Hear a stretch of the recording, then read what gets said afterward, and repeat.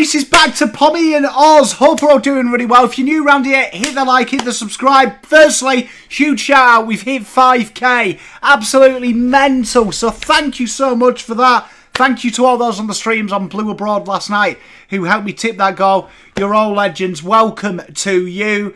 If you want to become a member of the channel, there is an extra incentive this month. So check out that. Oh, wait a minute. What's this? Have you ever felt like an ad had intelligence?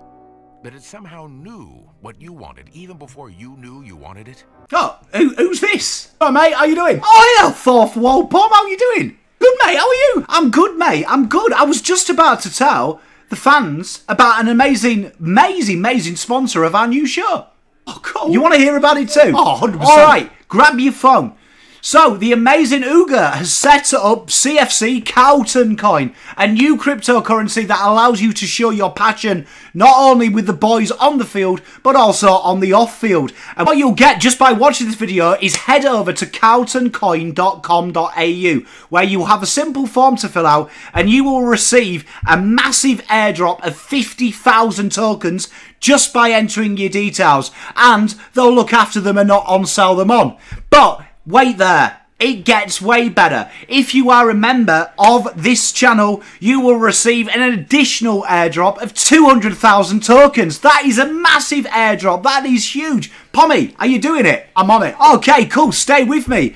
For each membership you have of Blue Abroad and the Jumper Punch, you can gain an additional 200,000. So just by watching this video and supporting your local community, you're already up to 650k. That's pretty cool, isn't it? Jesus. And throughout the first 6 months of the season, there will be additional airdrops for members and non-members. So check that out, an initial start up there. And that is really exciting. A little bit of fun. And what you can do there is there's going to be all sorts of things coming up. Carlton NFTs, things like that you can exchange them tokens for and really show off your love for the club off the field. We could be social media together. How cool does that sound like, Pom? Oh, amazing, mate. I knew you'd like it, but you're going to ask me, how do I do that? How do I get it? All you've got to do is head over to the CarltonCoin.com.au webpage, enter your details, and it will ask you for your wallet. Your wallet isn't a real wallet. It's not me asking you to pay for a round.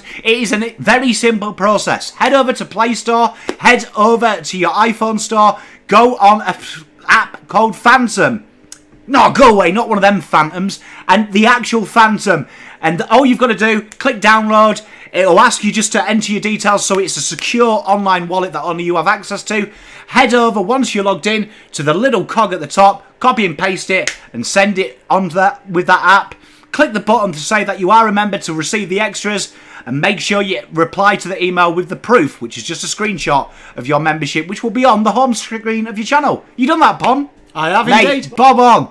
Tell you what, can I get back to the video? Go for it, mate. Go Blues. So thank you very much to CarltonCoin.com.au for sponsoring this segment, the review show. And let's get into it. The Blues, by the skin of their teeth, coming in a real hard-fought game. And it was the grind, wasn't it? This game here, a lot of people, including myself, thought it was going to be easy. But like most games that are derbies, it was tight, it was ugly, it was poor at times, it was hard to watch. But the boys got it done in the end. And you know what? There is a real big thing when you look at these boys, I think, in the terms of just how hard they work for each other. It is a real joy. And these are some of the games that I thought that fourth quarter where we did get on top, and you could make an argument we could have run on top of them. There's been a lot of games we've played against Richmond when they've been reigning premiers, and we've said the same. It's just experience, it's just it'll come, just a little bit of composure in the heat of the moment and stuff. And now we're saying that about other teams, and we're actually enacting it. We're the experience, we're the grind. And you know what? I don't subscribe into this winning beautiful and stuff, this beautiful life nonsense. It's not what I'm about. I was really, really impressed that they could have folded. They could have buckled at any time in that game. But they found a way. They found a way to win. And it's going to be an interesting narrative, because the narrative here has all been kudos to Richmond, and you've got to give kudos to Richmond. After last week's performance, it could have been an absolute humdinging, but you could also look at it another way. They brought Tom Lynch back, they brought Dustin Martin back, two incredible footballers who are upper echelon. They really, really, really did straighten them up, and you know what, credit to them, they'll be alright in that terms. But it was good to see the Blues be rugged, and they took away Carlton's number one option, which is the scoring around the ground in stoppages and clearances. They really did their homework on that, made it very hard for the Blues. But again, the Blues found a new method. The transition game was good, their turnover game was good, and the pressure was upper echelons again, really looking to really enact and really get it. And the overview from the game for me is just the Blues were wasteful at times. It was so frustrating to watch. I've watched the replay, and it's certain things just don't come off. And, you know, it reminded me of, you know, the standard day at the office. You know, when you have a bad day, but you somehow get through, you hit your target, you don't know how. That is probably how the Blues were, because it started incredibly well, and it looked like, jeeps, the Blues might run away with this, and it ended incredibly well. But that middle portion, just things didn't pay off, did it?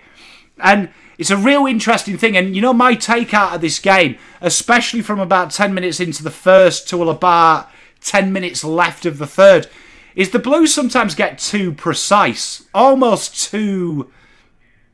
try and be too perfect. A few of them turnovers. Brodie Kemp turned over one late in the game, and it was like he was trying to thread the perfect pass, as opposed to doing just take the easy option, the presentable option. A lot of them rebounds we were against inside 50 when we were going there, it's like we forced the entry. It's like there's almost like you've got to get it there. Chera did this a few times, and then Chera did what he did best, just take the obvious option. There was a few times in that last 10 minutes in the second where Carlton were blazing off, and Ollie Hollands or Blake Acres were half forward flank just by the touchline. And the simple thing to do is just change the angle, but Carlton were like almost goal focused, inside 50 focus, and that is something that I feel like it's situation based, and Voss touched on this about their maturity in situations in game, that it's not quite there yet, but it's getting better every week. I agree with that. It was getting less and less, and I think this is why we won the game. Ultimately, calmer heads prevailed and they did it. But it's a real showcase there for me that I'm not worried. I know people are saying you should batter them, but do you know what I mean? Geelong, everyone said, should batter Collingwood round one. Collingwood won, like last year. So, shoulda and what happens are two different things. And I'm a stats guy. At the end of the day, I'll always stand by this. The most important stat is the scoreboard. Before anything else. And you've got to be process-driven, results-led. And the process wasn't A grade. The result was A grade. Do you know what I mean? You'll take 4 points. Like, forget your margins. It's 2 games into the season. Forget your percentage. Carlton keep doing this all year. You could have a negative 76 percentage. You win 24 games, which is impossible with that percentage. But let's just say you have 102 percentage at the end, and you win every regular season game. No one cares. You know what I mean about a percentage. So, very good from the boys. Sustainable myth. This is really weird, right? Because I went against the media narrative last year and a lot of public opinion when people said winning tight games isn't sustainable. And I was like, Collingwood keep doing it. And I think the proof that it's not sustainable is you've won a flag. And it's interesting. Every time a team comes with a different brand of football, the questions are that what is successful now is X, Y, Z. And if you do ABC but still get the results of X, Y, Z, people question ABC until ABC becomes the new norm. I think what you're seeing here is Collingwood have successfully showed being a pressure-based side with incredible aerobic capacity. Doesn't matter what your game plan is, because the old adage, everyone has a plan until they get lamped in the face, is the same in sport. Everyone has a plan until it's not easy. And you saw Brisbane have completely imploded. Lachie Neale, I thought, was good. The players let the team down. Some players let the team down by not being able to handle the pressure. Richmond's pressure was really good, and their game style was really good. Once Carlton brought it and made it tough in the middle quarters, they had to expel so many energy to find it. Suddenly them short options weren't there. So they did the opposite of what Brisbane did, where Brisbane went to kick long, Richmond went to try and run round it. And that burnt so much fuel. And yes, they were 3 men down on the interchange bench, but that was never going to be sustainable, even with a full interchange bench. Once that went out, and then players went out, the legs they were having to try and do to keep up with Carlton and try and find space is insane. And I would actually counter, the only thing that can stop Carlton is injuries, this game plan, which you are going to get because they're obviously training so hard. And it was great for Voss to say the boys have trained really hard, so they're probably not at 100%, and it's going to be something that we're managing to get into the middle crux part of the season. This game style ain't sexy, right? This game style isn't going to be, you call your Uncle Albert, who's a North fan, and say, oh, come and watch the Blues with me. It's going to be a ripping game. Because it is going to be contentious. It is going to be tight. It is going to be hard. It is going to be really, really rugged. And at times not aesthetically pleasing. But then you look at the players with the ball in their hands. Like, since they were 16 years old, these guys weren't threading passes like prime Gary Ablett Jr., right? That's who they are. So what Michael Voss has done, and Ash Hansen, and credit to them, they built a game plan that suits what we do, right? All these players, when they were juniors, great second and third efforts, great pressure act numbers, great tenacity, and ultimately will take opportunities when they arise. The game plan is built around that. That is the DNA, and it was great to hear that word. The DNA was imprinted on this game. Mitch McGovern said it. Vossi said it. The Carlton DNA was all over this game. Even when we were rubbish, we have always managed to grind results out, and it's usually been the aerobic capacity that's let us down. And I looked at this game in isolation, and you shouldn't do this because I don't want you to do this. It's a bad way to lead your lives. Look at what you don't have. Don't do it, but just do it for the analytical point of view. Whittaker's there. 3 of them goals that were spilled up from contentious frees. Whittaker doesn't even do that, right? Two of them that were turnovers and just poor play and poor positioning. Whittaker doesn't do that. So let's just half that. 3 goals don't exist, right?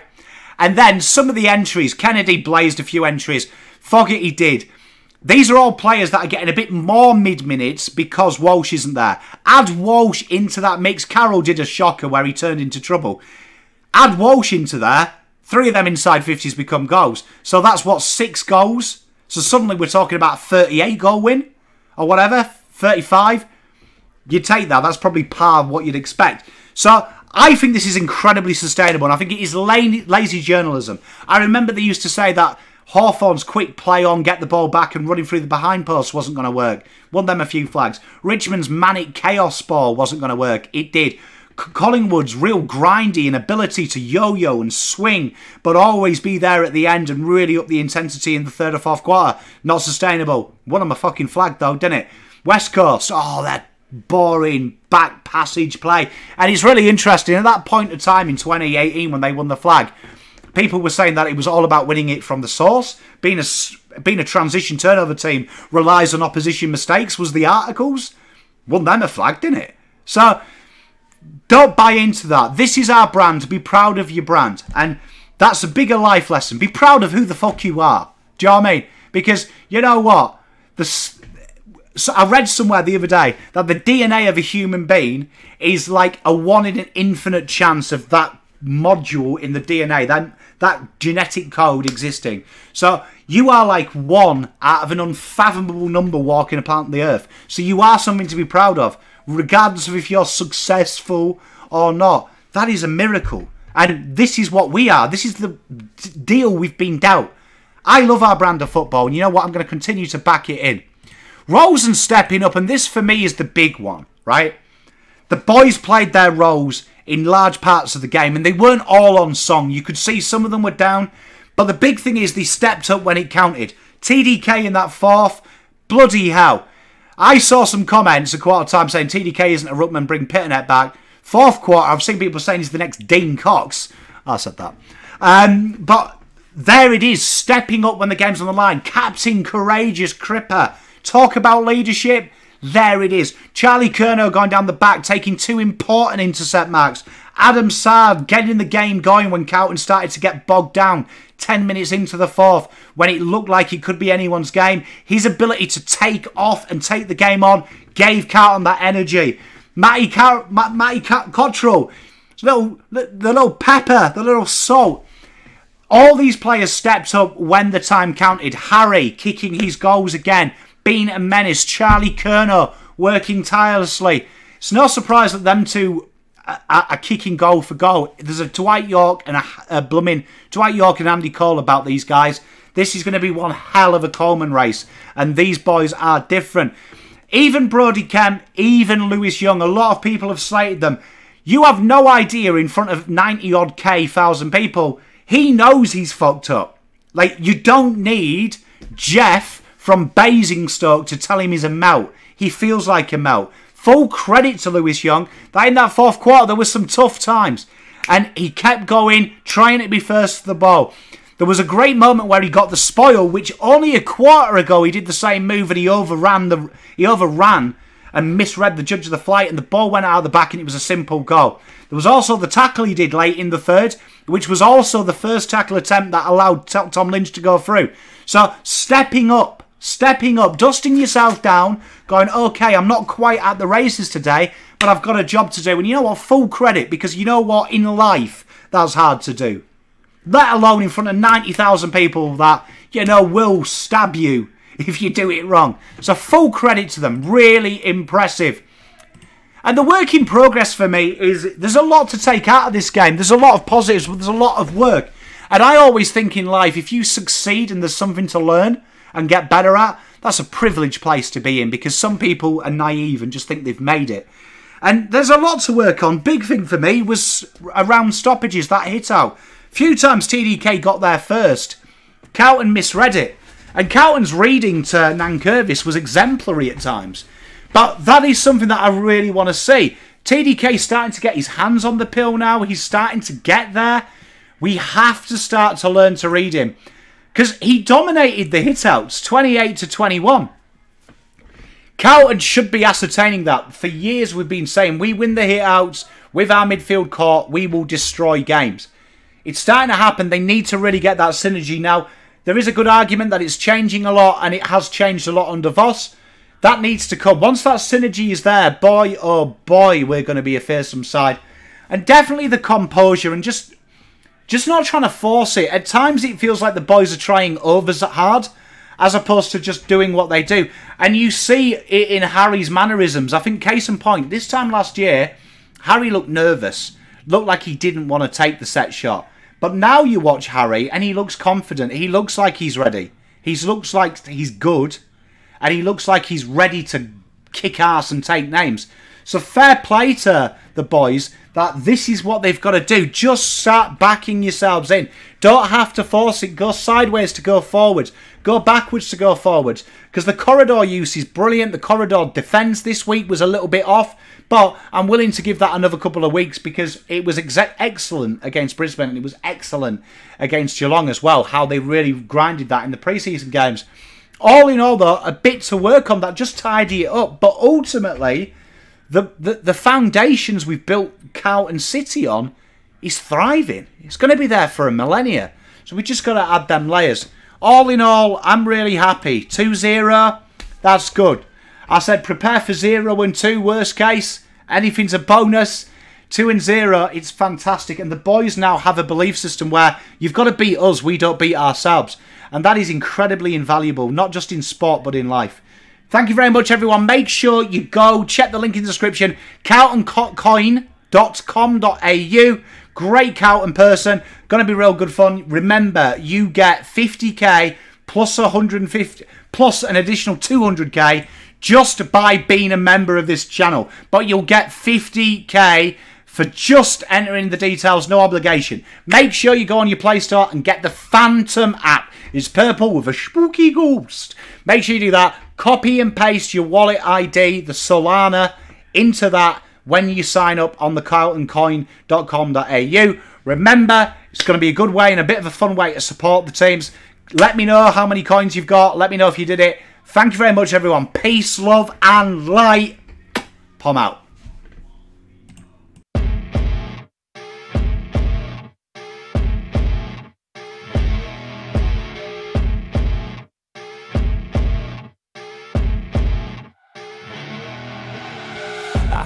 rolling up Uber black Cadillac, high heel boots and a sexy body full of tats. Baby's bad, oh baby's hella bad.